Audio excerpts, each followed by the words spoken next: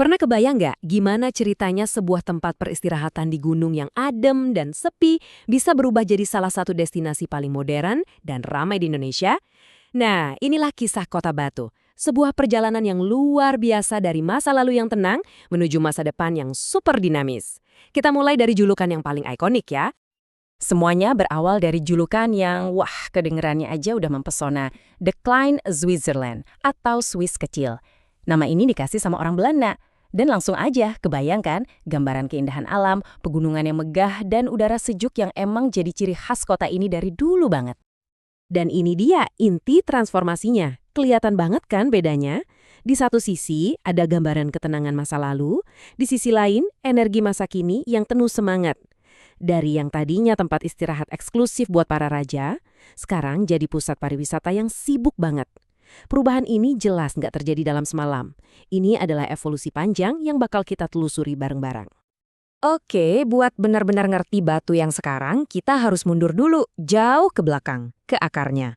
Yuk, kita gali fondasi kuno dari kota ini. Jauh sebelum ada Jatim Park atau Museum Angkut, lebih dari 1000 tahun yang lalu loh, wilayah Batu ini tuh udah spesial. Para bangsawan dari Kerajaan Medang milih tempat ini sebagai tempat peristirahatan mereka. Kenapa? Ya karena pemandangan pegunungannya yang tenang dan udaranya yang sejuk banget.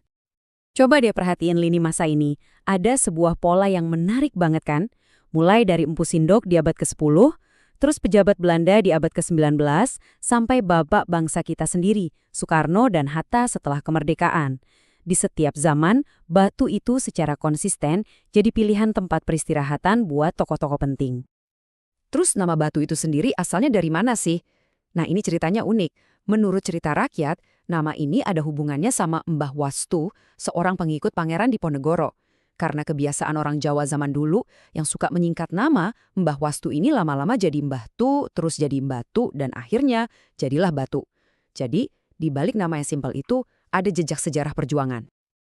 Oke, kita maju ke era berikutnya. Periode kolonial. Nah, di era inilah julukan Eropa buat Batu lahir dan makin mengukuhkan identitasnya sebagai tempat peristirahatan.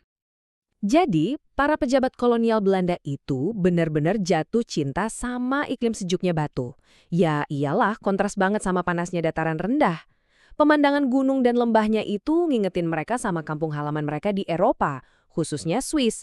Makanya, mereka langsung bangun banyak villa dan rumah liburan di sini. Dan ngasih julukan yang abadi itu, The Kleine Switzerland, si Swiss kecil. Selanjutnya, kita sampai di titik balik paling krusial di era modern kota ini. Jalan panjang menuju otonomi. Proses dewasanya Batu ini nggak instan ya. Awalnya, Batu itu kan cuma sebuah kecamatan, bagian dari Kabupaten Malang. Langkah pertamanya diambil tahun 1993, pas Batu statusnya naik jadi kota administratif. Ini udah jadi sinyal pengakuan atas potensinya. Dan akhirnya, lompatan terbesarnya terjadi pada tahun 2001, coba ingat-ingat tahun ini. Ini adalah momen paling penting dalam sejarah modern Kota Batu. Tahun di mana kota ini secara resmi dapat kemerdekaannya sendiri, memberinya kekuatan penuh buat nentuin nasibnya sendiri. Dan yang keren, ini bukan keputusan yang datang dari atas begitu aja. Kemerdekaan ini yang disahkan sama Undang-Undang Nomor 11 Tahun 2001 itu benar-benar perwujudan dari keinginan masyarakat Batu sendiri yang pengen nentuin nasib dan bangun identitas mereka. Jadi, apa sih hasil dari otonomi ini? Jawabannya, sebuah ledakan pertumbuhan yang benar-benar luar biasa. Dengan status barunya, Batu langsung gerak cepat. Mereka nyusun strategi yang pinter banget. Mereka fokus ke dua pilar utama yang emang jadi kekuatan terbesarnya, pariwisata modern dan agrowisata. Jadi, kekayaan pertaniannya dimanfaatkan secara maksimal. Dan hasilnya, spektakuler. Mereka nggak cuma ngandelin keindahan alam, kayak air terjun dan gunung aja. Enggak, mereka bangun atraksi modern kelas dunia, mulai dari Jatim Park Group yang super lengkap itu, sampai Museum Angkut, yang sukses mengubah Batu jadi destinasi wisata yang wajib, kudu, harus dikunjungi. Tapi tunggu dulu, pariwisata itu baru setengah dari ceritanya. Pilar kedua ekonominya adalah pertanian. Nah, ini yang ngejelasin julukan yang satu lagi, Kota Apel. Batu itu bukan cuma penghasil apel nomor 1, tapi juga pusat sayuran dan bunga hias. Dan yang paling cerdas, mereka gabungin ini ke pariwisata lewat pengalaman seru kayak petik apel langsung dari pohonnya. Tabel ini nunjukin perbedaannya secara gamblang banget. Sebelum 2001, Batu itu ya cuma sebuah kecamatan. Perkembangannya lebih lambat, tergantung sama kabupaten induknya. Tapi setelah 2001, identitasnya berubah total jadi kota mandiri. Ekonominya meledak, dan pembangunannya ngebut. Otonomi benar-benar mengubah segalanya. Jadi inilah ringkasan perjalanannya yang keren banget. Dari sebuah tempat peristirahatan yang sepi buat para raja dan kaum kolonial, Batu berhasil bertransformasi jadi kota mandiri yang membangun kesuksesannya sendiri dengan caranya sendiri dengan menggabungkan pariwisata modern dan kekuatan agrarisnya.